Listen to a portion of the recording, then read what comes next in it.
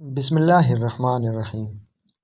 2 ہفتے پہلے ایک نئی عورت کو ہمارے یہاں کام کرنے کے لیے رکھا گیا جس کا نام زائدہ تھا۔ میں پچھلے 3 دن سے نوٹ کر رہا تھا کہ زائدہ اپنے ساتھ ایک نوجوان لڑکی کو لاتی تھی جو بظاہر خوبصورت اور صحت مند بھی تھی، اور اسے باہر لان میں درخت کے سائے میں درخت کے ساتھ ہی باندھ کر صفائی کرنے لگتی، اور جب باہر والی صفائی ختم ہو جاتی تو اٹھ کر اس لڑکی کو کھولنے کے بعد پانی والے تالاب پر لے جاتی اور اس کے ہاتھ پیر دھونے کے بعد پھر اپنے ہاتھ پیر دھوتی، اور اس لڑکی کے کپڑے جھاڑنے کے بعد گھر کے اندرونی حصے میں آ جاتی اور لڑکی کو دروازے کی اندر والی سائیڈ پر باندھ کر کام کرنے لگتی۔ میرے لیے سب سے زیادہ حیرت کی بات یہ تھی کہ جہاں وہ عورت اس لڑکی کو بٹھاتی وہ وہیں چپ چاپ بیٹھی رہتی اور اپنے آپ میں مگن رہتی، حالانکہ وہ لڑکی تو اپنی جگہ سے ہلتی بھی نہیں تھی، مگر پھر بھی کیوں آنٹی زائدہ اسے باندھ کر رکھتی؟ آخر کار آج میں نے آنٹی زائدہ سے اس نوجوان لڑکی کو باندھ کر رکھنے میں چھپی حکمت کے بارے میں پوچھ ہی لیا،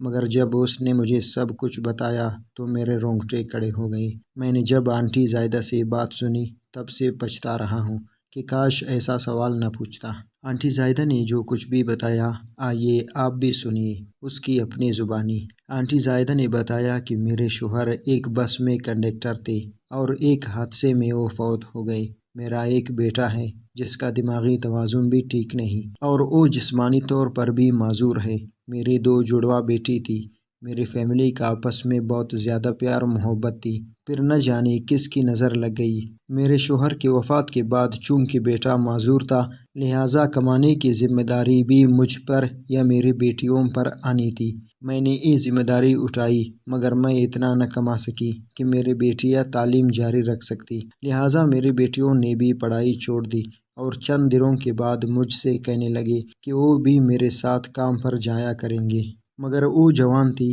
ان کا بھائی معذور تھا، باپ فوت ہو چکا تھا اور معاشرہ درندوں سے بھرا پڑا ہے، لہٰذا میں نے بیٹیوں کو سمجھایا کہ کوئی اور اچھی ملازمت ملے گی تو کر لینا، یہ کام آپ کے کرنے والا نہیں ہے۔ کچھ عرصہ کے بعد میری ایک بیٹی ایک اسٹور پر کام کرنے کے لیے لگ گئی جبکہ دوسری بیٹی گھر پر رہتی اور گھر کے کام کرتی رہتی۔ چونکہ گھر میں اب ہم دونوں ماں بیٹی کی کمائی آ رہی تھی لہٰذا گزارا بھی بہت اچھا ہو رہا تھا، مگر تقدیر کو ہم سے ایک اور امتحان لینا تھا۔ میری بیٹی جہاں پر کام کرتی تھی وہاں کسی وڈیرے کا ایک بگڑا ہوا بیٹا بھی کام کرتا تھا جس کا دل میری بیٹی پر آ گیا۔ میری بیٹی کو اپنی حیثیت آبرو کا اچھی طرح اندازہ تھا۔ اس بگڑے ہوئے لڑکے کی لاکھوں لالچ دینے کے باوجود بھی جب میری بیٹی نے انکار کیا اور تنگ آ کر مجھے بتا دیا تو پھر میری بیٹی جہاں پر کام کرتی تھی میں نے وہاں کی انتظامیہ کو جا کر سارا ماجرا بتا دیا،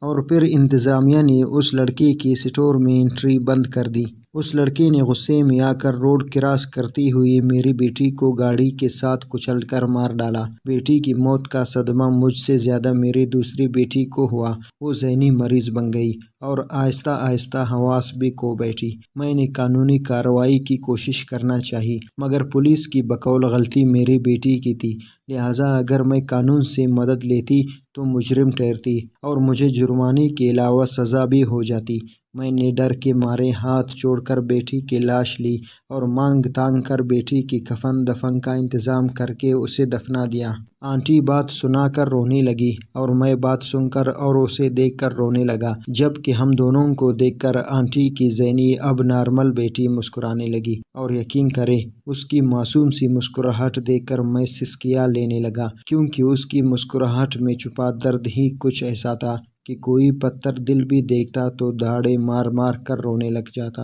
آنٹی نے مزید یہ بھی بتایا کہ ان کا معذور بیٹا گھر میں ہی رہتا ہے مگر بیٹی کو وہ اپنی نظروں سے اوجھل نہیں کرتی۔ آنٹی کہتی ہے مجھے لگتا ہے کہ جب میں اپنی دوسری بیٹی کو بھی آنکھوں سے دور کروں گی تو کوئی درندہ اس کی عزت بھی تار تار کر دے گا، اور اگر نہ کر سکا تو دوسری بیٹی کی طرح جان سے مار دے گا، اور دوسری بیٹی کو کھونے کے بعد بھی میں بیٹی کے ساتھ مر نہیں سکوں گی کیونکہ معذور بیٹی کے لیے زندہ رہنا میری مجبوری بن جائے گی، لہٰذا جب تک میری سانسیں چلتی ہیں تب تک میں اب کوئی اور اولاد نہیں کھونے دے سکتی۔